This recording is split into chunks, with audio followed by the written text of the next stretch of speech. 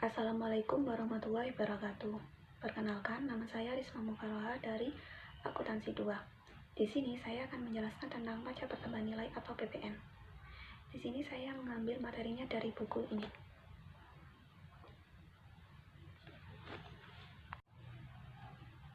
Selanjutnya, saya akan menjelaskan tentang pengertian pajak pertambahan nilai. Pajak pertambahan nilai adalah penjualan yang dipungut atas dasar nilai tambah yang timbul pada semua jalur produksi dan distribusi. Pertambahan nilai dapat dilihat dari dua sisi, yaitu sisi pertambahan nilai yang meliputi upah dan keuntungan, serta selisih output dan input. Dasar hukum pertambahan nilai. Pajak pertambahan nilai di Indonesia diatur melalui Undang-Undang Nomor 42 Tahun 2009 yang berlaku sejak 1 April 2010 tentang perubahan ketiga UU Nomor 8 Tahun 1983 tentang pajak pertambahan nilai barang dan jasa dan pajak penjualan atas barang mewah. Selanjutnya, yaitu karakteristik khas pajak pertambahan nilai yang berbeda dengan pajak yang lain. 1. Merupakan pajak atas konsumsi. PPN dibebankan pada konsumen atau orang yang memberi barang kena pajak atau jasa kena pajak dan tidak untuk dijual kembali. Artinya, yang memiliki tanggung jawab membayar beban pajak ini adalah konsumen akhir. Kedua, merupakan pajak tidak langsung. Pajak ini dibebankan pada konsumen akhir barang kena pajak atau jasa kena pajak yang ada, sedangkan yang melakukan penyetoran pajak bukanlah konsumen akhir namun pengusaha kena pajak yang menjual barang tersebut. Ketiga, merupakan pajak objektif. Pajak pertambahan nilai tidak melihat dari sisi subjektif, melainkan dari objektif pajak. Setiap konsumen yang juga wajib pajak dan subjek pajak akan dikenai tarif PPN yang sama sesuai dengan harga barang atau transaksi barang kena pajak tersebut. Yang keempat adalah penggunaan tarif tunggal. Pajak pertambahan nilai memiliki tarif dasar tunggal yakni sebesar 10%. Pajak ini juga dikenakan untuk transaksi ekspor, melainkan hanya 0%. Yang kelima, pajak atas konsumsi barang kena pajak atau jasa kena pajak di dalam negeri. Impor barang oleh pengusaha kena pajak dikenakan PPN. Selain itu, juga diterapkan pada pemanfaatan barang kena pajak dan jasa kena pajak tidak berwujud di luar daerah kepabean yang dimanfaatkan di dalam negeri. Yang keenam adalah bersifat multi-stage levy, yaitu akan dipungut pada setiap tahap jalur produksi dan distribusi, mulai dari pabrik, dagang besar, grosir, hingga pedagang kecil atau pengecer. Yang ketujuh adalah indirect subtraction method, yang menggunakan metode pengurangan tidak langsung. Berikut tentang multi-stage levy namun non-kumulatif. Pabrik menjual barang terhadap pedagang besar senilai 1 juta. Pajak keluaran dari barang tersebut yaitu 100, sedangkan pajak masukannya 0. Jadi PPN yang didapat adalah 100.000. Lalu pedagang besar tersebut menjualnya kembali terhadap pedagang eceran dengan PM 100.000, pajak keluarannya 130.000. Nilai tambahnya 300. PPN yang didapat dari pedagang besar yaitu 30.000, 10% dari nilai tambahnya. Selanjutnya, pedagang eceran tersebut menjual kembali terhadap konsumen. PPN yang didapat adalah 20.000. Yang di situ didapat dari 10% dari nilai tambah, yaitu 20.000. Sedangkan konsumen membeli barang dari pedagang eceran yaitu dengan harga jual 1.500.000. Jadi beban pajak yang ditanggung oleh konsumen tersebut senilai 150.000. Selanjutnya yaitu subjek pajak pertambahan nilai. Yang pertama ada pengusaha. Pengusaha adalah orang pribadi atau badan dalam bentuk apapun yang dalam kegiatan usahanya menghasilkan barang, mengimpor barang, mengekspor barang, atau melakukan perdagangan dan melakukan usaha jasa termasuk mengekspor jasa atau memanfaatkan jasa dari luar daerah pabean. Pengusaha terdiri dari dua, yaitu pengusaha kena pajak dan pengusaha kecil. Pengusaha kena pajak yaitu pengusaha yang dalam kegiatan usahanya melakukan penyerahan barang kena pajak atau jasa kena pajak, atau ekspor barang kena pajak yang dikenakan pajak berdasarkan Undang-Undang Pajak Pertambahan Nilai yang wajib melaporkannya untuk dikukuhkan sebagai pengusaha kena pajak. Sedangkan pengusaha kecil yaitu pengusaha yang selama 1 tahun buku melakukan penyerahan barang kena pajak atau jasa kena pajak dengan jumlah peredaran bruto dan atau jasa penerimaan bruto tidak lebih dari 4.800.000.000.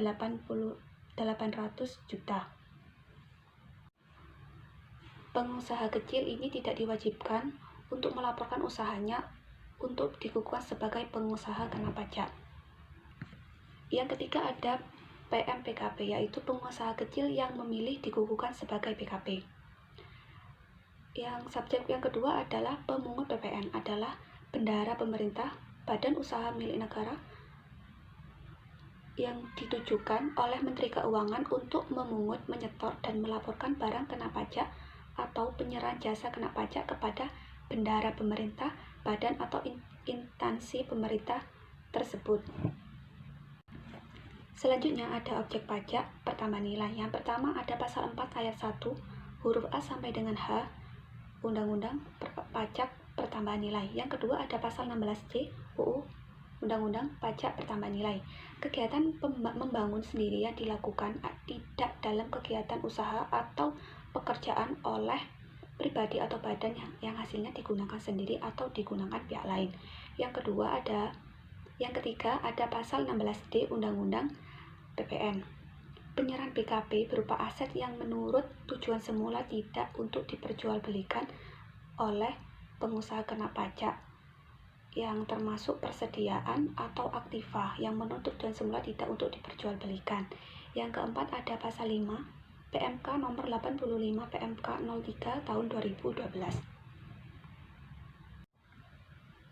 Selanjutnya yaitu kriteria dan jenis barang tidak kena pajak ditentukan melalui pasal 4A ayat 2 Undang-Undang Pajak Pertambahan Nilai tahun 2009. Yang pertama ada barang hasil pertambangan atau pengeboran yang meliputi seperti minyak mentah, gas bumi, batu bara yang sebelum diproses menjadi briket batu bara. Yang kedua ada barang kebutuhan pokok yang sangat dibutuhkan oleh masyarakat banyak yang meliputi beras, garam, telur, susu, sayur, dan buah-buahan. Yang ketiga ada makanan dan minuman yang disajikan di hotel, restoran, atau rumah makan dan sejenisnya. Yang keempat ada uang, emas, batangan, dan surat berharga. Yang kelima PPN atas hasil pertanian. Selanjutnya pasal 1 ayat 2 barang kena pajak tertentu yang bersifat strategis yang atas penyerahannya dibebaskan dari pengenaan pajak pertambahan nilai. Yang pertama ada mesin dan peralatan pabrik. Itu baik mesin yang terlepas maupun terpasang. Yang kedua ada barang yang dihasilkan dari kegiatan usaha bidang kelautan dan perikanan. 3. Bibit atau benih dari peternakan, pertanian, perhutanan, dan perikanan. Yang keempat, pakan ternak, bukan termasuk pakan hewan kesayangan. 5. Listrik, kecuali untuk rumah tangga dengan daya di atas 6.600 voltas ampere, dan lain sebagainya. Selanjutnya adalah dasar pengenaan pajak pertambahan nilai. Dasar pengenaan pajak atau DPP adalah dasar yang dipakai untuk menghitung pajak terutang berupa jumlah harga jual, penggantian, nilai impor, nilai ekspor, atau nilai lainnya yang sudah ditetapkan oleh keputusan Menteri Keuangan. Nilai lain yang ditetapkan sebagai dasar pengenaan pajak meliputi 1. Pemakaian sendiri barang kena pajak atau jasa kena pajak adalah harga jual setelah dikurangi laba kotor. 2. Penyerahan media rekaman suara atau gambar adalah perkiraan harga jual rata-rata. 3. Ada kendaraan motor bekas adalah sebesar 10% dari harga jual. Keempat, penyerahan jasa pariwisata dan jasa pengiriman paket sebesar 10% dari jumlah tagihannya. 5. Jasa anak piutang yaitu 5% dari seluruh jumlah imbalan yang diterima berupa diskon maupun provisi.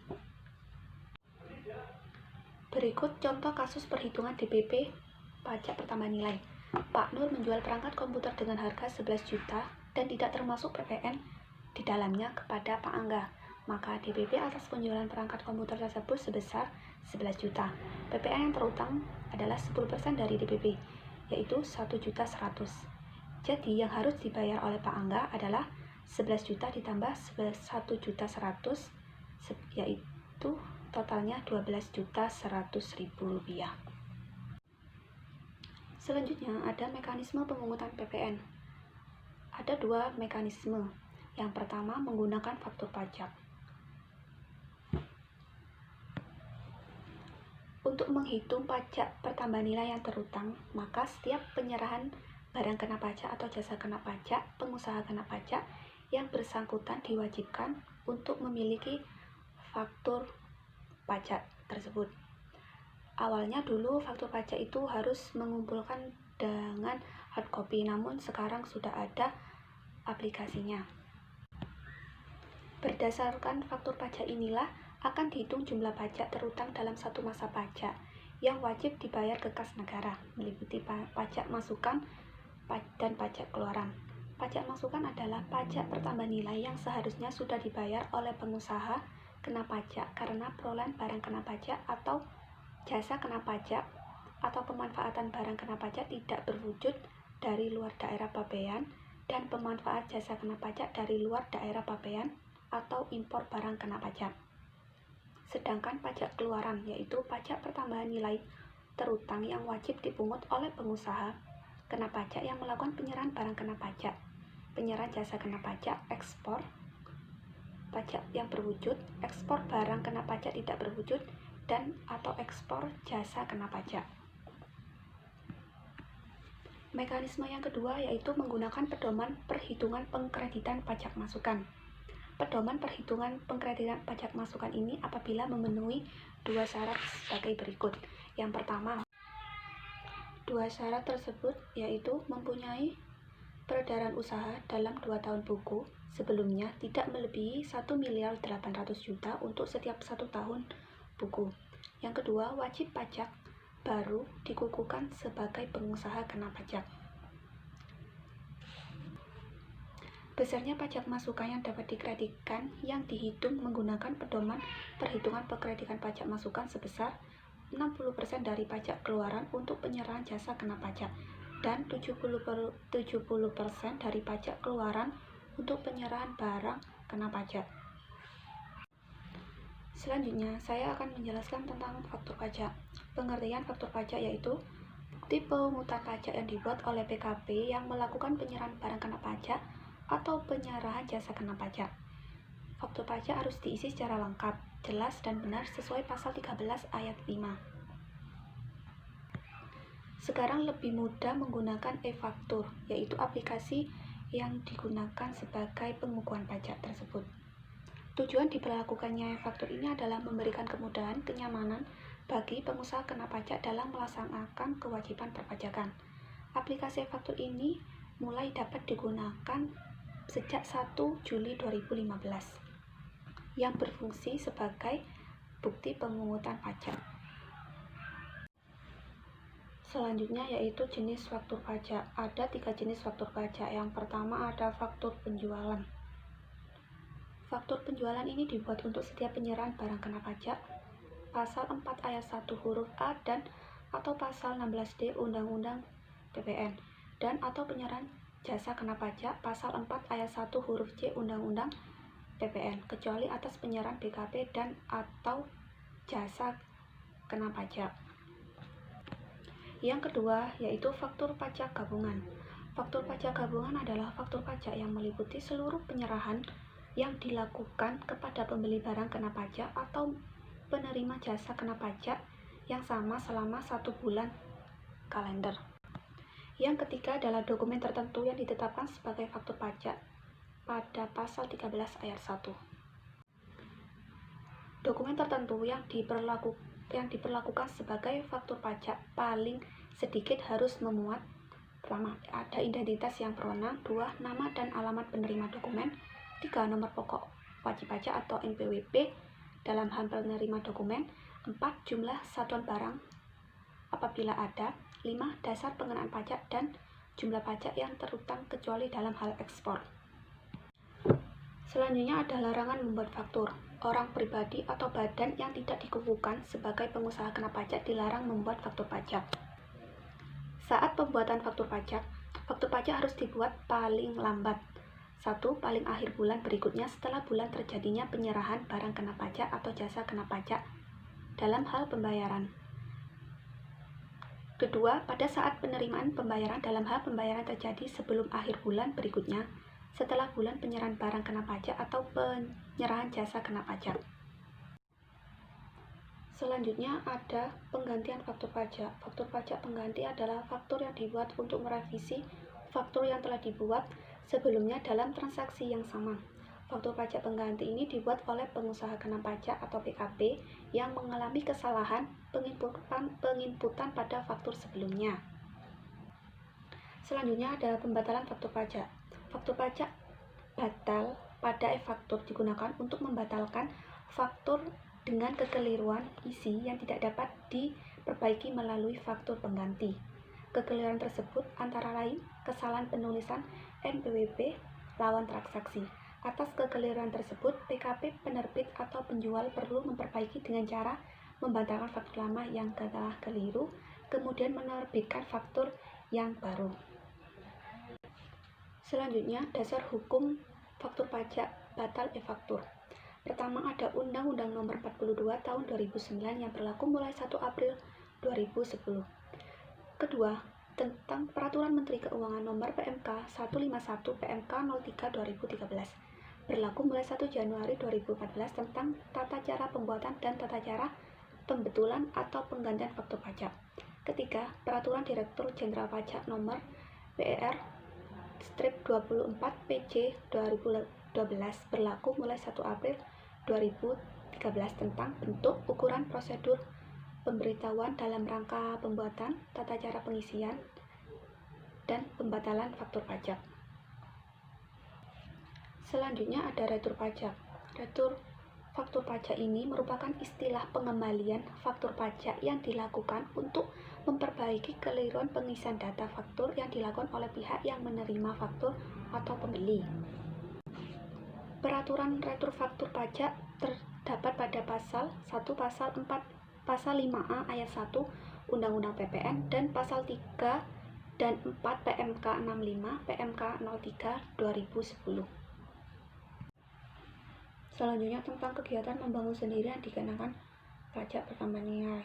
Tarif dan pengenaan pajak. 1. Kegiatan membangun bangunan sendiri dikenakan PPN sebesar 10% dari dasar pengenaan pajak. 2. Kegiatan membangun bangunan sendiri dikenakan 20% dari jumlah biaya yang dikeluarkan dan atau dibayarkan, tidak termasuk harga perolehan tanah. Selanjutnya, saat dan tempat pajak terutang. Saat yang menentukan PPN terutang adalah saat dimulainya secara fisik kegiatan membangun sendiri, seperti menggali pondasi, memasang tiang, dan lain-lain. Selanjutnya, penyetoran dan pelaporan. PPN yang terutang sebesar 10% kali 20% dari seluruh biaya yang dibayarkan harus disetorkan seluruh dengan menggunakan surat setoran pajak atau SSP atas nama orang pribadi atau badan yang melaksanakan kegiatan membangun sendiri ke kantor pos atau bank persepsi paling lambat yaitu tanggal 15 bulan berikutnya setelah bulan terjadinya pengeluaran biaya tersebut. Kedua, orang pribadi atau badan yang melakukan kegiatan membangun sendiri ke KPP di tempat bangunan tersebut berada dengan mempergunakan SPP lembar ketiga bukti setoran PPN paling lambat tanggal 20 pada bulan dilakukannya penyetoran. Selanjutnya yaitu pengusaha kena pajak pedagang eceran. Terdiri dari dua, yaitu pedagang eceran yang menggunakan norma perhitungan penghasilan neto, yaitu pengusaha orang pribadi dengan jumlah peredaran bruto atau penerimaan bruto selama 1 tahun buku tidak lebih dari 4.800.000.000. Kedua, pedagang eceran yang selain menggunakan norma perhitungan penghasilan neto adalah orang pribadi atau badan yang menyelenggarakan pembukuan. Selanjutnya yaitu pengukuhan pengusaha kena pajak pedagang eceran. Pedagang yang memenuhi kriteria di atas wajib melaporkan ke KPP dengan paling lambat akhir bulan berikutnya setelah bulan dilampauinya batas nilai peredaran barang kena pajak. Batas nilai peredaran bruto yaitu sejumlah peredaran barang kena pajak telah melebihi 4.800.000.000 setahun. PMK 197 tahun 2013. Selanjutnya adalah perhitungan pajak pertambahan nilai. Pertama ada pedagang eceran yang menggunakan norma perhitungan penghasilan neto dapat menggunakan pedoman pengkreditan pajak masukan, yaitu pajak keluaran dan pajak masukan. Pajak keluaran yaitu nilai peredaran bruto dan atau penerimaan bruto yang terutang PPN pada masa pajak yang bersangkutan, tidak termasuk PPN dikali tarif PPN 10%. Pajak masukan yang dapat dikreditkan adalah untuk penyerahan BKP oleh pedagang eceran dengan norma perhitungan penghasilan itu adalah 80% kali pajak keluaran. Selain menggunakan norma perhitungan penghasilan neto, wajib menggunakan mekanisme pengkreditan pajak masukan terhadap pajak keluaran sesuai Undang-Undang Nomor 42 Tahun 2009 tentang pajak pertambahan nilai barang. Contoh soalnya sebagai berikut. Nilai peredaran BKP masa Juli 2012 tidak termasuk PPN sebesar 40 juta. Sedangkan pajak keluarannya yaitu 10% dari 40 juta adalah 4 juta. Pajak masukan yang dapat dikreditkan sebesar 80% kali 4 juta sebesar 3.200.000. PPN yang terutang adalah 4 juta dikurangi 3.200.000 adalah 800.000. Sekian dari penjelasan saya, kurang lebihnya mohon maaf. Wassalamualaikum warahmatullahi wabarakatuh.